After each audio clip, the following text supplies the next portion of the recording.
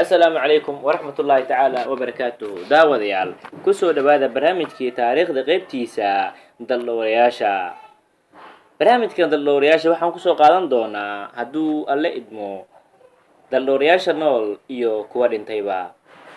maantase barnaamijka waxaan kusoo qaadan doonaa dalloore nool kusoo dhawaada barnaamijka taariikhda qaybtiisa dalloorayaasha waa wariyihii geesiga ahaa waa wax dhif ah geesinimada iyo faridda wadaniyadeed ee cabdimaalig muuse coldoon waa carab aaminsan fikirkii awoowayaasheenii soomaalida tani oo ah wax waa hore ay aaseen malaayiinta soomaalida cabdimaalig muuse coldoon waxa uu ku dhashay gobolka togdheer dabayaaqadii 80meeyadii waxa uu ku soo noolaa muddo dalka Yaman deetana waxa uu ku soo laabtay gobolkii togdheer ee geeska waqooyi ee Soomaaliya wariye cabdimaalig waxa uu noqday wariye balse coldoon waxa uu lugta ku dhuftay habkii ay wariyanimada u adeegsan jireen Soomaalida taasoo ahayd in kaliya siyaasadda iyo catalaaluga la tuxbiyo mar uu coldoon arrinkaas ka hadlayay ayuu yiri waxaan la yaabay sababta aan u warino dadka maalqabeennada ah balse aan u warin la'nahay dadka u baahan in arrimahooda loo gudbiyo dadka deeqsiga ah halkaas ayay ka bilaabatay astaantii samafale cabdimaalig muuse coldoon waxa uu agabkiisa warbaahineed la dul istaagay dadyow iyo noole badan oo u baahan inay helaan caawimaad iyo taageero waxa uu si hagar la'aan ahi uga shaqeeyay inuu caawiyo walaalihiisa Soomaaliyeed ee la daalaadhacayay dhaqaale xumo baahsan coldoon waxa uu arrintaasi xoojiyaba waxa dib u arkay dad badan oo aysan la qumanayn falkii samafalanimo ee coldoon waxa dib iyo dheefba la qaybsaday saaxiibadiisa oo ay ahaayeen dad ay warbaahinta ka wada shaqeeyaan sidoo kale coldoon waxa uu asigana dib iyo dheefba la qaybsaday xilli Ramadaan iyo xilliyo kale dad la daalaadhacayay dhaqaale xumo baahsan coldoon waxa kale oo uu ahaa nin ay ka go'nayd Soomaalinimada iyo iska caabinta cadawga qoomiyadda Soomaalida coldoon waxa isku mid u ahayd Diridhaba Muqdisho Hargeysa Gaarisa iyo Carta ee Jabuuti coldoon waxa uu si cad u qeexay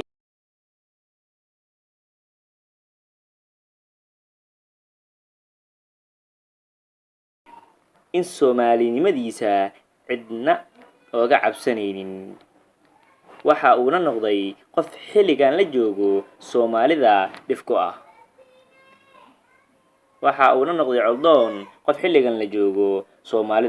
ah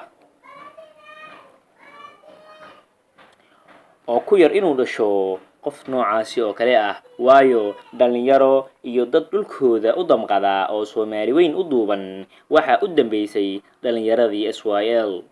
balse coldoon waxa uu qeexay inuu ilaa ay hadda nool yahay qof Soomaalinimada ku faana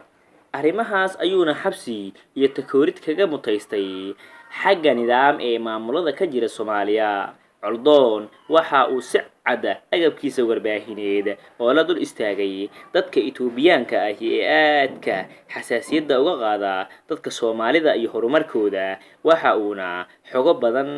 oo qaraar ay u arkayeen dadka Itoobiyaanka ah banaanka u soo dhigay mashruuc ay ganacsato Itoobiyaan ahi ka wadeen geeska waqooyi ee Soomaaliya taasi oo keentay in mashruucaasi uu istaago mar uu arrintaasi ka hadlayay ayuu sheegay coldoon waxa uu yiri in Itoobiya ay soo dhibaataysay Soomaali galbeed koonfurta Soomaaliya haddana ay doonayso inay dhibaatayso waqooyi balse taasi uu isaga ka dhiidhinayo isagoo hadalkiisa sii watay ayuu ku daray wariye coldoon waa Itoobiya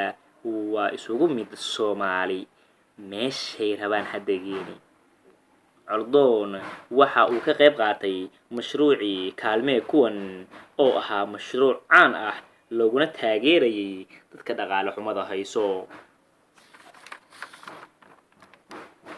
ugu dambeyntii coldoon waxa uu Soomaalida tusay in qiirada iyo wadaniyada ay tahay haybada iyo sharaf.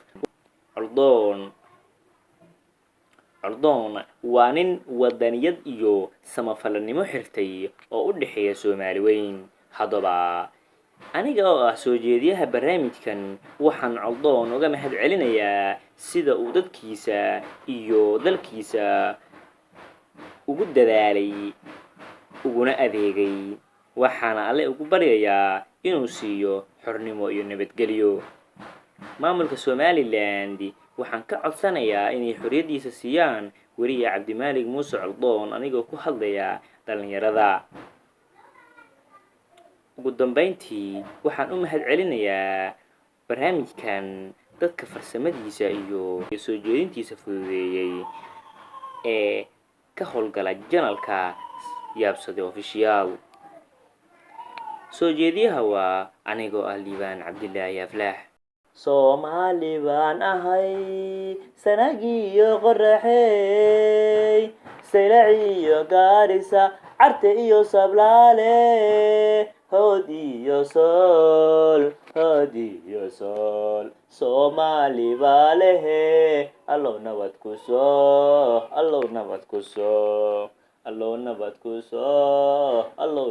soo amiin.